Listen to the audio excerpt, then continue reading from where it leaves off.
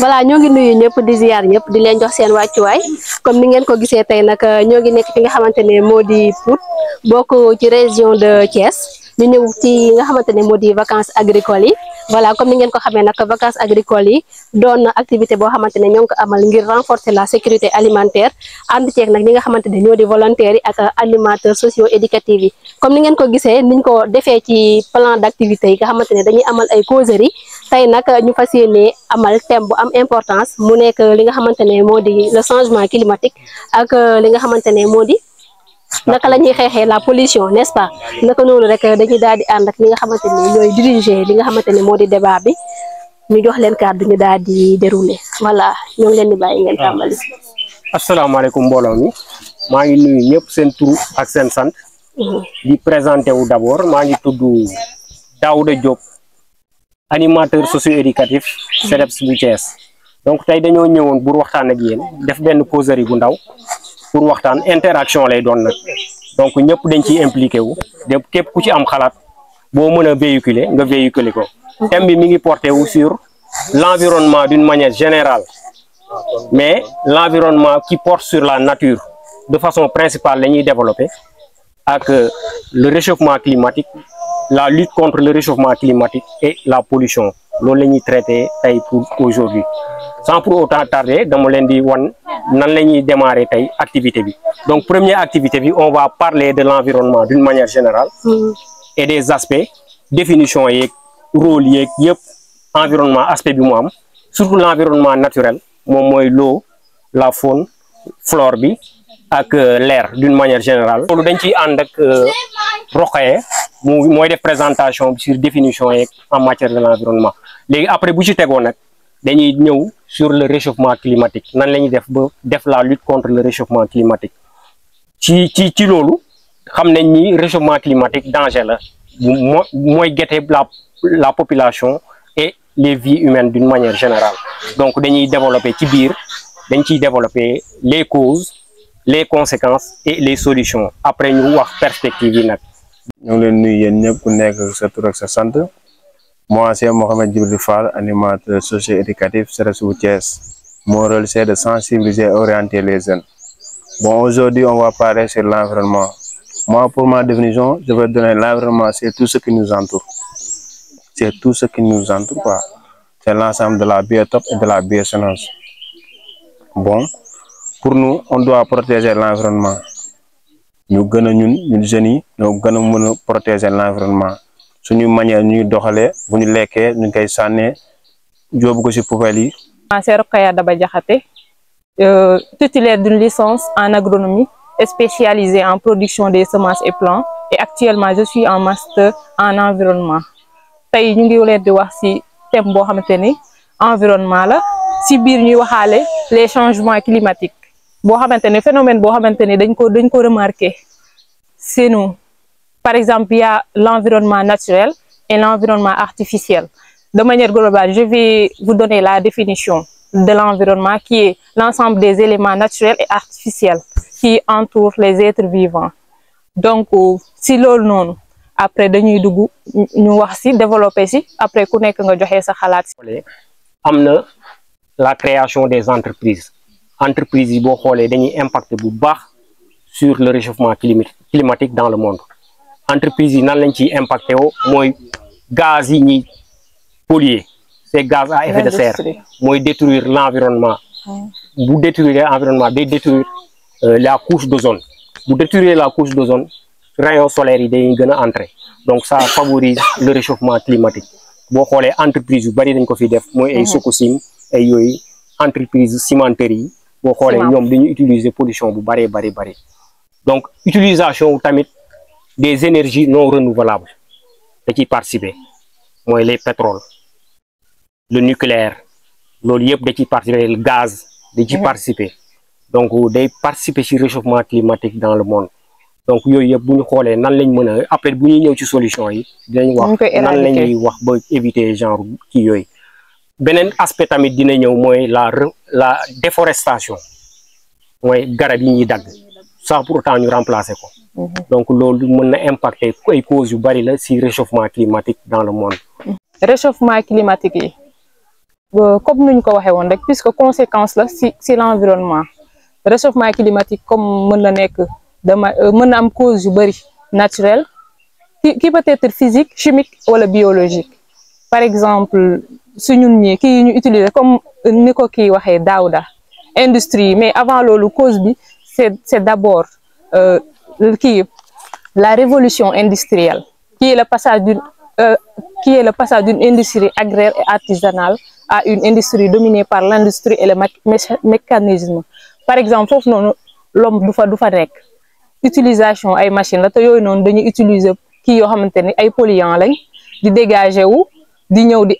attaquer couche d'ozone bi comme ni ko kii waxee destruction bi rayons yi ñëwaat te loolu yëpp si nit yi lay ñëwaat conséquences yëpp ñun ñoo koy am bu ñëwee comme ñun si lu ñu nekk nii vacances agricoles comme on sait que agriculture même pas les engins qu'on utilise les machines et tout ça, il y a aussi les matières organiques et les engrais chimiques. Par exemple mën naa jël benn exemple si compost comme vache yi seen kii déchets yi dafa riche en méthane te loolu dafa représenter pourcentage bu mag si les gaz à effet de serre yooyu nga xamante ne aussi day contribuer si loolu noonu mën na yàq aussi couche d'ozone bi ñëwaat si ñun mu am ay pluies acides yooyu yëpp nga xam day yàq aussi tamit. ñun ñi on fait partie de l'environnement. ñun ñu environnement bi ñun nit tamit ci biir boo xoolee dafa am ay loolu ñu wax des globules blancs et des globules rouges. yooyu tamit ñoom dañuy dund. maintenant bu amee benn attaque bu ndaw nit ki nu muy def il va directement à l'hôpital. donc environnement bi tamit bu ñu ko yàqee tamit c'est la même chose qui nous arrivera. da koy jëlaat. même partie la léegi CO2 bu amul lu ko tee mooy piéger day piéger atmosphère. léegi bu ko defee nag rayon solaire rek ngay wax. tey am na mélange yu muy def ay réaction xam nga dañoo jàng chimie dañoo jàng ay réaction nangam H2 plus nangam doon réaction léegi nag réaction loolu lay def ba lumière bi rayon yi maanaam tàngoor bi day gën a yokk daal. asalaamaaleykum maa ngi tudd Elimane Dione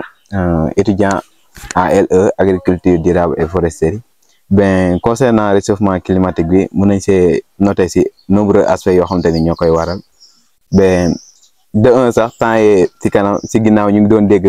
ñi nga xam ne ñu ngi déclencher pluie bi loolu sax mën a participer si réchauffement climatique bi parce que nuages yi nga xam ne ñoo englobé ndox bi bis ñu ko déclencher rayon solaire yi dañuy gën a mën a pénétrer xam nga loolu day agir directement et que gars yi dañuy jéem industrialiser affaire yi. Et que ni ñu koy industrialiser duñu def reboisement parce que boo gisee fii nii comme par exemple fii milieu bi ñu nekk nii Pout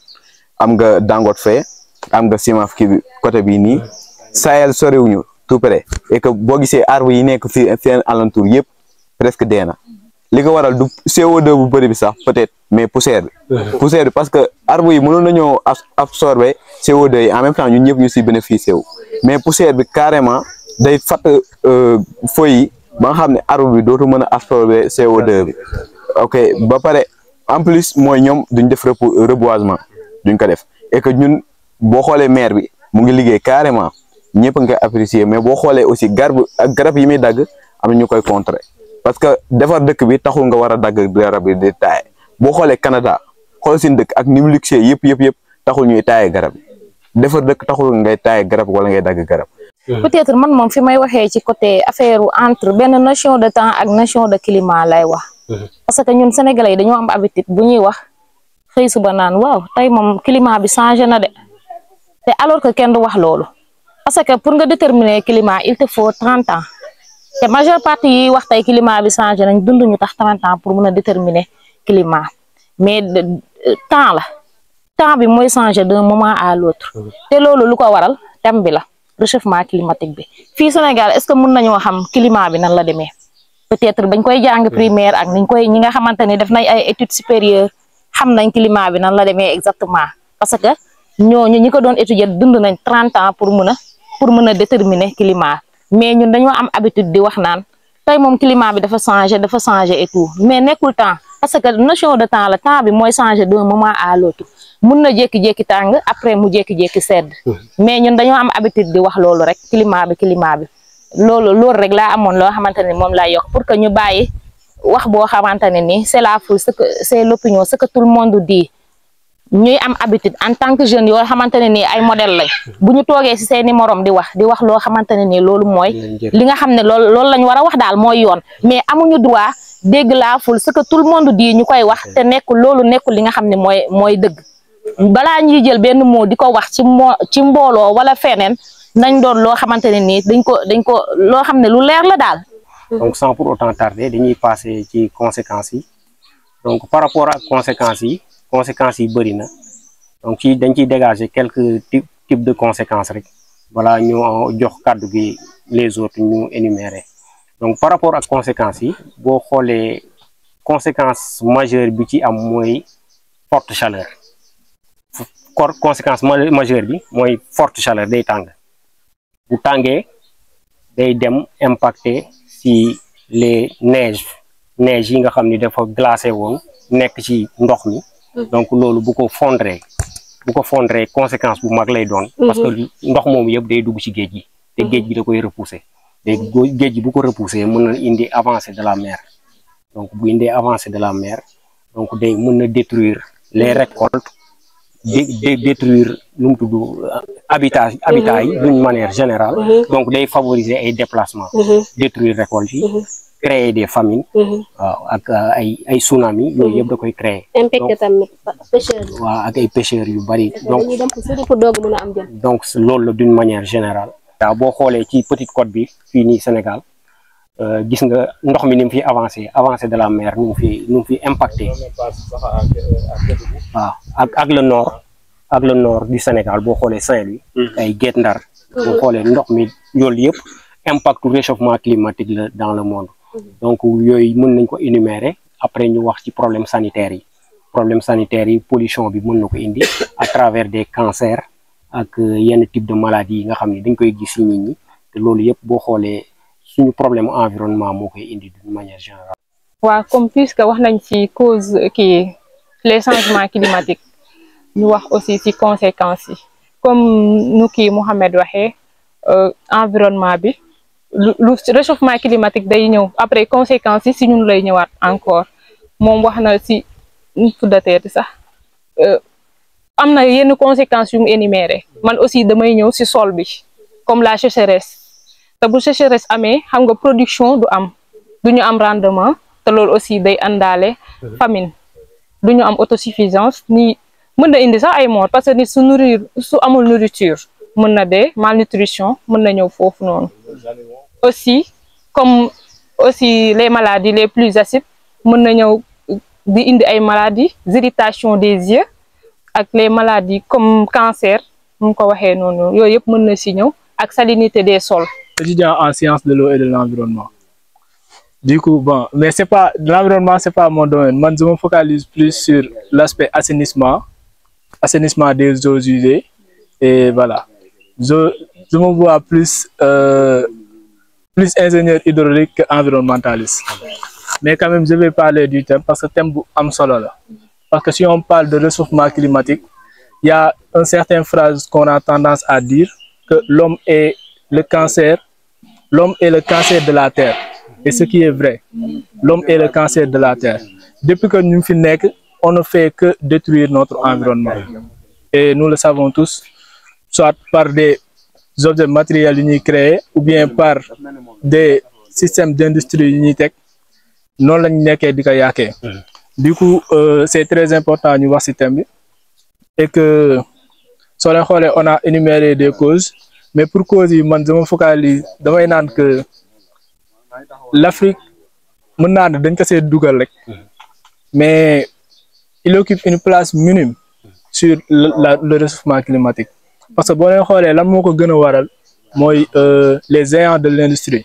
qu'on appelle, par exemple, on peut citer des pays comme Chine, Japon, qui ont commencé avec la révolution industrielle, les États-Unis aussi. Je pense que l'affaire est empiré. Nous, certes, on participe à participer sur le réchauffement climatique, mais à un taux minime par rapport aux autres. Mais quand même, conséquences, nous ne pouvons pas subir. Du coup, nous ne pouvons pas nous quand même. Juste de énumérer quelques conséquences. Presque tu as énuméré tout. Tu as énuméré le livre. que la fonte des glaciers, ce qui amène à l'avancée de la mer et tout, mën nañ see perte habitat. Mais man loolu lenn laa si yokk, bien vrai que yéen a ngi xalaat ay perte de surface, yéen a ngi xalaat ay conséquences sur les yeux, maladies yi mu mën a causer et tout, mais mën nañ dem ba à un certain moment que milieu bu ñu nekk day dem ba duñ fa mën a dundati ndax à une certaine température dañuy dem ba foofu du nekk milieu boo xamante ne c'est vivable quoi. Du coup bon aspect boobu noonu surtout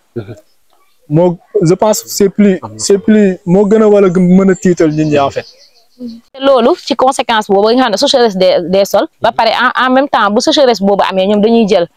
jël engrais bu bëri dugal ko ci biir kii bi mooy baykat yi nga xamante ne nii defuñu utiliser wuñu agroécologique mais ñi nga xamante ne ñoom ñooy conventionnel ñoom lan moo leen ñor seen poche lan moo leen ñor pour que culture yi mun a gaaw ñu def li ñuy def bu fekkonte ni par exemple salade culture maraîchère boo koy def normal ci côté agroécologique 45 jours lay durer mais ñoom 1 mois wala 25 jours mën nañ la defal salade après ñu jox la ko léegi da nga daan xool boo daan lekk boo daan jël fruits yi ñun suñu yaay yi ak suñu maam yi amuñu woon ay frigo dañ daan jël ndugg bi dañ ko daan exposé foofu pendant des jours affaire bi doo ko gis mu lax mais léegi boo nduggee boo ko fanaanalee suba soo ko gisee mu lax lan moo waral loolu parce que engrais bi ñu siy def moo bëri duñu utiliser normalement ni ñu ko war a defee duñ ko def mais dañuy def lu ëpp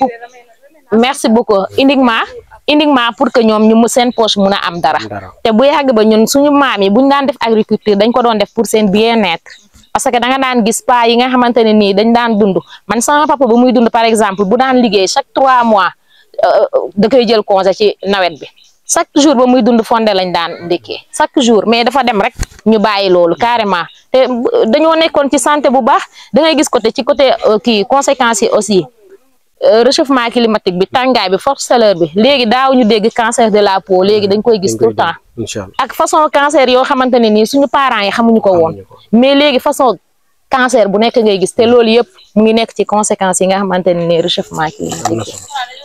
parfois nga gis nit ku dugg ci oto da nga koy tax mere day naan ndoxam ba pare sànni ko yoonam newu ci soo waxee ñu naan la mbedd mi mbedd Mbuur la léegi tax mu ngi tane non lii du man parce que man soo xoolee sama social mi si ba biir saak man ay kayitu man fraîche même bu dee ay journaux yi tax dama koy dugal sama saak man du ma sànni mbalit xalaatuma ko tax moo tax su ma gisee nit ma xool la respecté la il suffit juste que nga def acte boobu man wàcce naa la man loolu rek moom laa mën a kiiwee nit mais du leneen parce que gis nga discipline ak hygiène dafa baax si jeune ci ay jeunes comme sànq ni ma leen ko waxee woon sànq il faut que ñun jeunes yi ñi nga xam ne ay modèle lañ ñuy aller vers l'information la bonne information di ko joxe yéen ñi nga xamante ne nii dañuy def à chaque mois ngeen di def ay rapport d'activité di dem ci jeunes yi di leen jox la bonne information di leen sensibiliser ci li nga xamante ne moom la boo leen deful ay recherche boo leen joxewul comportement bu baax boo leen joxewul un bon exemple est-ce que boo leen demee di wax ak ñoom dinañ leen déglu non parce que Mouhamed mënul ñëw jàkkaarloo xale bi peeram wàcc tubayam ba fii naan leen jigéen góor warul wàcc tubay est-ce que dina la faale danaa non kii lu muy def du ko la mais da ngay takk sa tubay ba mu dëgër ñëw toog solu correctement di wax ak xale bi mu xam ne kii li muy wax dëgg la ci moom lii lay dundee mais mënumaa ñëw naan xale bi da ngeen di respecter seen environnement ndox yi boo leen ko naanee da ngeen koy sànni ba pare yow yor nga ndox après sànni est-ce que loolu tamit kiiwul quoi moo tax man côté boobu laay njëkk a wax léegi tax mi ngi tane ñi ngi jël kaas yi moo xamante ne baax na ci environnement mbuus yi aussi ñi ngi koy jéem a changer mais mbuus mun na def 3 ans ci suuf te du décomposé wu moo tax nag loolu suñuy habitude dañ koo war a xoolaat di am habitude bu baax doog koo mun a joxe parce que munoo ne yow da ngay dem di yar say père say moroom dem di leen yar te yow yaru woo comme on a l'habitude de le dire xale bu loxoom setee mun a bokk ak ay ndab mag ak ay ndab noonu la n'est-ce pas mag mën a bokk ak ay maga c'est ça donc nag bu fekkee yow da nga dem di yar say père il faut que nga joxe un bon exemple nekk modèle fa nga doon après nag ngay doog a mën a joxe te ñun ñii dañoo jàpp ne ay modèle lañ parce que y a tant de jeunes yoo xam ne inscrire nañ indi leen fii mais ba ñu ñëwee gisuñu demuñu parce que lan moo taxoon leneen moo leen motiver mais ñun lan moo ñu motiver peut-être ay patriotes lañ peut-être dañoo bëgg suñu dëkk peut-être kenn ku si nekk ak li nga xamante ne nii moo la fi indi mais moo tax mu war a jàppee ñun suñu bopp ay modèle parce que Sénégal bëri na ay jeunes mais boo demee vacances agricoles yi fii 40 personnes moo fi waroon nekk mais ñan ñoo fi nekk plus de ay moins de 20 parfois mu nekk 20 parfois du ko ne donc bu fekkee li ngay woote moom da nga koo war a wuyu man ci côté boobu moom laa waxaat il faut aller vers l'information la bonne information et donner la bonne information. Je vous remercie. Voilà mbokk yi comme ni ngeen ko gisee ginnaaw bi nga xamante ne jóge nañ ci tool yi daal di doon def li nga xamante ne moo di désherbage ñu daal di naka ñëw doon amal li nga xamante ne moo di causerie bi comme niñ leen ko waxee ca njëlbeen thème bi doonoon réchauffement climatique ak li nga xamante ne moo di pollution waxtaan nañ nag ci li nga xamante ne moo di causes yi conséquences yi waaye tamit indi nañu solution ànd ceeg ñi nga xamante ne ñoo di animateurs socio-éducatifs du moins comme niñ leen ko waxee rek nga xamante ne suñu rôle moo di accompagner ñi nga xamante ne moo di volontaires yi ñoom tamit macha allah participer nañ ci bu baax a baax échange d'idées te idées yu am solo lañ fi amal comme ni ngeen ko déggee doon xam naa fi la ñuy daal di tàggatoo ak yéen di leen jox dig daje ba ëllëg incha allah ci yeneen détails annoncé leen rek bii di ñëw tamit dinañ waxtaane li nga xamante ne moo di les IST infections sexuellement transmissibles kon ñu joxante rendez-vous ba beneen incha allah.